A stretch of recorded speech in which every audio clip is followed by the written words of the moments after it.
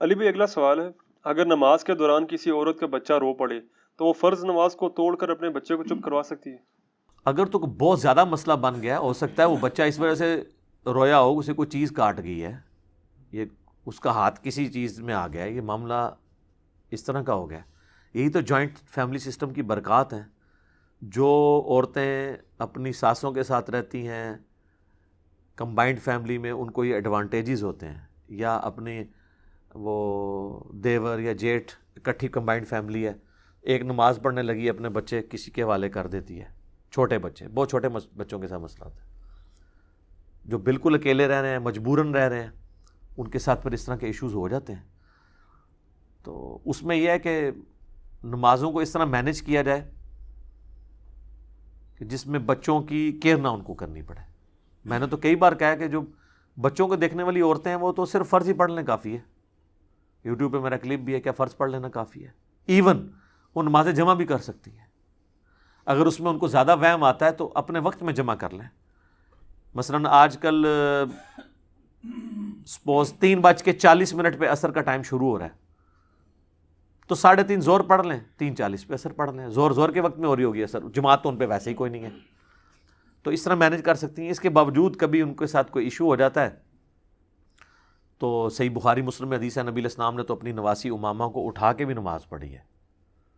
تو وہ چھوٹا بچہ تو اٹھا کے نماز پڑھ لیں. عموماً بچے ارد گرد ہی کھیلتے رہتے ہیں، رو پڑیں تو اٹھا لیں نماز کے دوران. پھر بھی کوئی زیادہ ایشو ہو جاتا ہے، ایز اے لاسٹ ریزارٹ توڑنی پڑ جاتی ہے، بہت بڑا کوئی مسئلہ ہے تو توڑ بھی سکتے ہیں، لیکن یہ پریفریبل نہیں ہے. بخاری مسلم میں حدیث ہے، نبی علیہ السلام نے فرمایا بعض اوقات میرا دل کرتا ہے میں تھوڑی لمبی قرات کروں، لیکن میں جب کسی بچے کی رونے کی آواز سنتا ہوں نا تو مجھے لگتا ہے اس کی ماں جو ہے وہ اس کا دل پسیج رہا ہوگا، تو میں پھر نماز مختصر کر دیتا ہوں تاکہ وہ اپنے بچے کو دیکھے. تو اس میں امپلائڈ ہے کہ اس وقت کی عورتوں کو یہ ٹریننگ تھی کہ اگر بچہ رو رہا ہے نا تو نماز نہیں توڑنی ہے، نماز کو مختصر کیا جائے، پھر بچے کو سنبھال لیا جائے.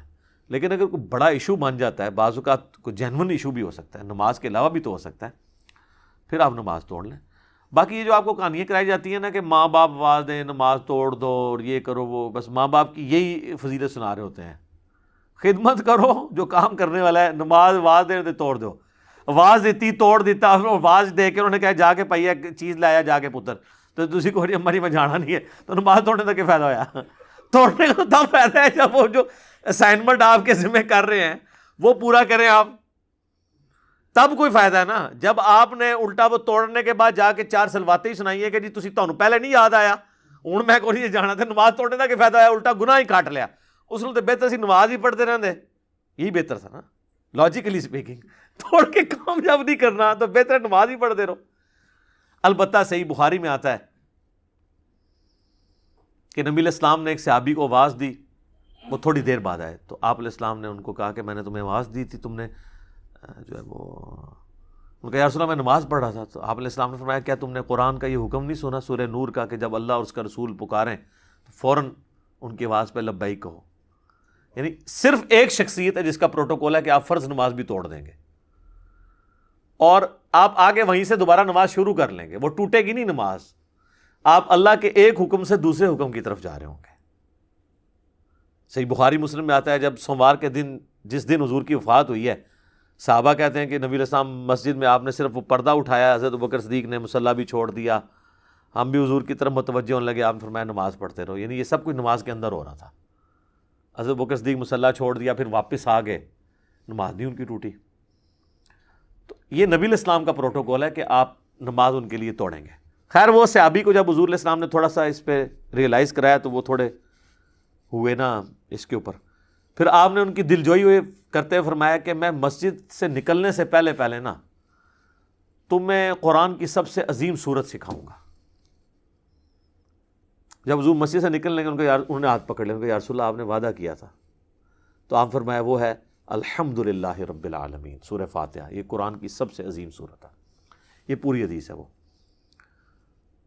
تو اگر اس طرح کی سچویشن بن جائے تو نماز توڑی بھی جا سکتی ہے، اور ظاہر ہے وہ ٹوٹے ہی گی، یہ نہیں ہوگا کہ وہیں سے عورت آ کے دوبارہ شروع کرے گی. اگر وہیں سے شروع کرنا چاہتی ہے پھر یہ ہے کہ بچے کو ساتھ ہی رکھے، اگر وہ روتا ہے تو اٹھا لے، اور اگر اٹھا کے نماز پڑھ لے مسئلہ ہی ختم ہے یار. سیدہ امامہ حضور کی جو نواسی ہیں ان کو آپ اٹھا کے نماز پڑھا کرتے تھے. یہ لفظ امامہ ہے الف کے اوپر پیش, امامہ بنت ابی العاص, سیدہ زینب کی بیٹی. تو نبی اسلام نے ان کو اٹھا کے نماز پڑھی ہے, تو اس سے تو مسئلہ ہی حل ہو گیا. ٹھیک ہو گیا. جزاک اللہ. علی بھائی اگلا سوال ہے, کیا چارپائی یا صوفے کے سامنے نماز پڑھ سکتے ہیں؟ اگر اس چارپائی پر کوئی عورت یا مرد سو رہا ہو تو پھر کیا حکم ہے؟ ہو بڑا مسئلہ ہو جائے گا. اچھا آپ بتا چارپائی کے سامنے نماز نہیں پڑھنے دیتے, اور اگر کوئی سویا ہو تو ہو سکتا ہے اس کی ماں یا باپ اٹھ کے کہ تو جنازہ پڑھ لگا میرا جیندے جی منو. یہ بھی لوگوں کے دماغ میں نا اس طرح کے کانسیپٹ آیا ہوتا ہے کہ یہ پتہ نہیں جنازہ سامنے چارپائی پہ کچھ جنازہ ہی پڑھنے لگا ہے میرا. نماز ہو جائے گی میرے بھائی. چارپائی بھی وہ لیٹا بھی ہوا ہے تو آپ اس کو تو کوئی سجدہ نہیں کر رہے. قبر کے سامنے آپ نماز نہیں پڑھیں گے. البتہ قبرستان سامنے ہے اور آپ نے کوئی سترا گاڑ لیا ہے پھر تو آپ کی نماز درست ہے. جس طرح نبی علیہ السلام کعبے کی طرف منہ کر کے نماز پڑھتے تھے اور کعبے کے اندر بت تھے تو وہ کعبے کی دیوار سترا ہو جاتی تھی. چارپائی کی طرف منہ کر کے آپ نماز پڑھ سکتے ہیں, اس پہ چاہے کوئی مرد سویا ہو, کوئی عورت سوئی ہو یا نہ بھی سوئی ہو. سامنے کوئی ویسے ہی کسی کی بیوی لیٹی ہوئی ہے, ماں لیٹی ہوئی ہے, اور اس پر منہ کر کے نماز پڑھ لیتے ہیں, نماز درست ہے. قبر کے سامنے نماز پڑھنے سے نبی علیہ السلام نے منع فرمایا. صحیح مسلم میں حدیث ہے کہ قبروں کو سجدہ نہ کرو, نہ ان کی طرف رخ کر کے نماز پڑھو. باقی زندہ بندہ ہے, لیٹا ہوا ہے, تو وہ بخاری مسلم میں وہ حدیث ہے نا. اما عائشہ کہتی ہیں کہ ان دنوں ہمارے گھروں میں چراغ نہیں ہوا کرتے تھے, اتنی غربت تھی. تو نبی علیہ السلام صبح کے وقت اٹھ کے جب تہجد کی نماز پڑھا کرتے تھے تو حجرہ تنگ تھا, میں حضور کے سامنے لیٹی ہوتی تھی, تو آپ علیہ السلام نماز پڑھتے تھے. جب سجدے میں جانے لگتے تو میرا پاؤں ٹو دیتے, جگہ اتنی تنگ تھی تو میں پاؤں سمیٹ لیتی. حضور جب سجدے سے فارغ ہوتے پھر میں ٹانگیں سیدھی کر کے پھر لیٹی رہتی. اس سے کئی ایک مسئلے پتہ چلے. ایک تو یہ کہ عورت کو ہاتھ لگانے سے وضو نہیں ٹوٹتا, امام شافعی کا مسئلہ باطل ہے, امام حنیفہ کا موقف اس میں ٹھیک ہے.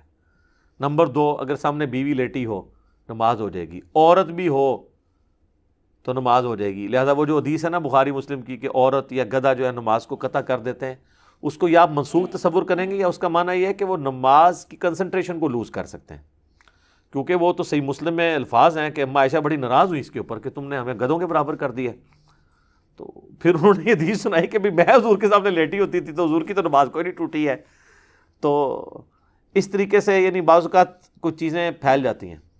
اور تیسرا مسئلہ یہ پتہ چلا کہ اندھیرے میں نماز آپ پڑھ سکتے ہیں, کیونکہ وہ کہتی ہیں اندھیرے ہوتا تھا اور نبی علیہ السلام ٹوتے تھے اور چراغ بھی نہیں ہوتے تھے.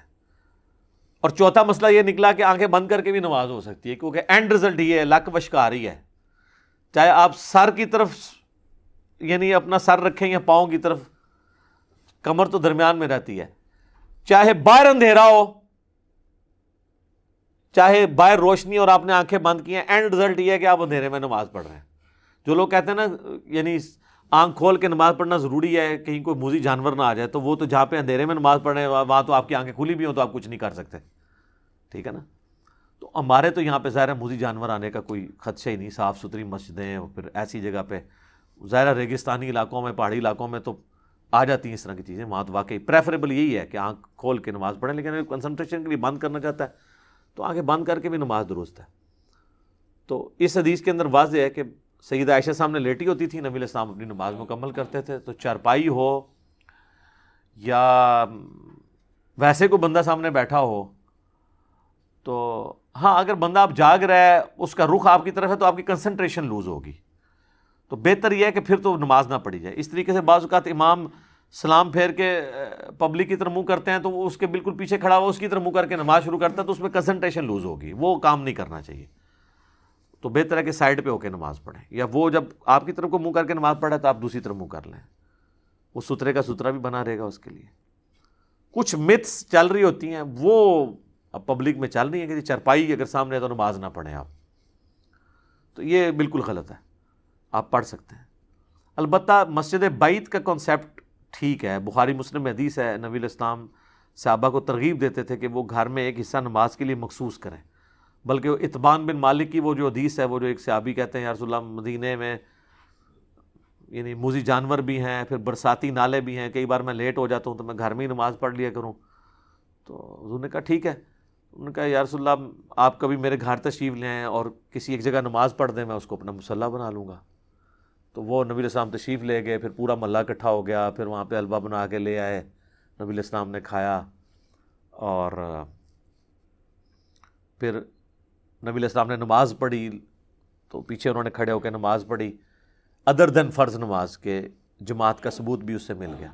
تو مسجد بعید ہمارے گھر میں تو ابھی تک تھا، اب تو خیر نہیں رہا، وہ جے نماز سے کہا جاتا تھا، لکڑی کا، زمین سے تقریباً 1 فٹ یا پونا فٹ ایلیویٹڈ ایک پورا کا پورا مصلی بنا ہوتا تھا۔ وہ مسجد بیت کا ہی کنسیپٹ ہے، اور وہ فلیکسیبل مسجد بیت ہے۔ وہ تو آپ مسجد کے لیے کوئی ایک کونا مخصوص کریں گے تو آپ کو دھیان رکھنا پڑے گا کہ وہاں کوئی بچہ پیشاب نہ کر دے تاکہ وہ نماز وہاں پڑھی جائے، لیکن اس کا یہ فائدہ ہوتا تھا کہ اس پہ بچہ کوئی چڑھے گا ہی نہیں، اور اگر سپوز آپ نے کل کو مسجد بیت شفٹ کرنی ہے تو اس پورے جانماز کو اٹھا کے دوسرے کمرے میں لے جائیں، وہ مسجد بیت بن جائے گی۔ اور یہ فلیکسیبل مسجدیں آج بھی انڈونیشیا میں شروع ہو گئی ہوئی ہیں، کئی سالوں سے میں نے خود اخبار میں پڑھا ہے کہ انہوں نے دیکھا کہ دوپہر کے وقت جو ہے ٹریفک بلاک ہو جاتی تھی، کیونکہ انڈونیشیا میں اور ملیشیا میں فقہ شافی فالو ہوتی ہے۔ فقہ شافی میں تو جو نماز نہیں پڑھتا وہ کافر ہے، اس لیے وہاں لوگ نماز بھی پڑھ لیتے ہیں۔ 80% سے زیادہ لوگ عام نماز پڑھتے ہیں، جمعہ تو 100% لوگ پڑھتے ہیں۔ میری خود انڈونیشین سے ملاقاتیں ہوئی ہیں حج اور عمرے کے موقع پر، میں نے ان سے باقاعدہ پوچھا تو اخبار میں نے خبر پڑھی تھی کہ انہوں نے پھر یہ کیا کہ مختلف پبلک پلیسز پہ آفیسز کے قریب موبائل مسجدیں انٹروڈیوس کرا دیں، بڑے بڑے ٹریلے آتے ہیں ان میں پوری مسجد وضو خانہ بنا ہوا ہے، جب زور کا ٹائم ہوتا ہے بجائے کہ اتنے لوگ اپنی گاڑیوں میں ڈرائیو کر کے مسجد تک جائیں، وہ جا کے نا 3-4 بلڈنگز کے سینٹر میں لا کے نا وہ ٹریلا کھڑا کر دیتے ہیں، وہاں سے پیدل اترا، نماز پڑھی، اوپر چلے گئے، ٹریلا وہاں سے ہٹ گیا۔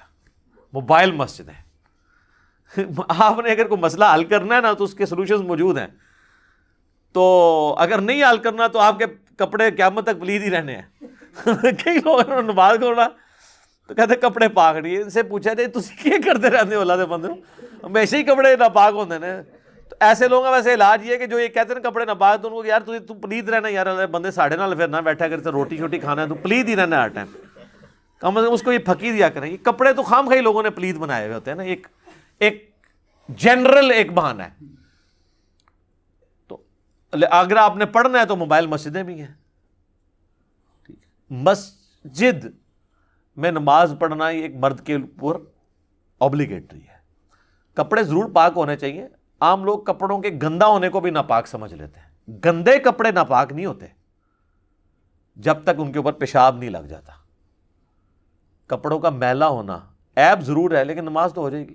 اور کام کاج کرنے والے لوگ ہیں، جس طرح کوئی سفیدی کا کام کرتا ہے اس کے لیے آسان نہیں ہے انہیں کپڑوں میں نماز پڑھے، کوئی گریس کا کام کرتا ہے اس کے کپڑوں پہ لگ جاتی ہے، تو اب یہ تو نہیں کپڑے وہ بدلے گا، وہ ناپاک تو نہیں ہے، ناپاک ہی ہے۔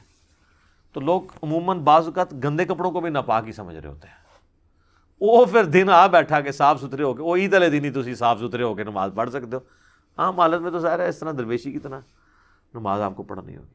ٹھیک ہو گیا، جزاک اللہ۔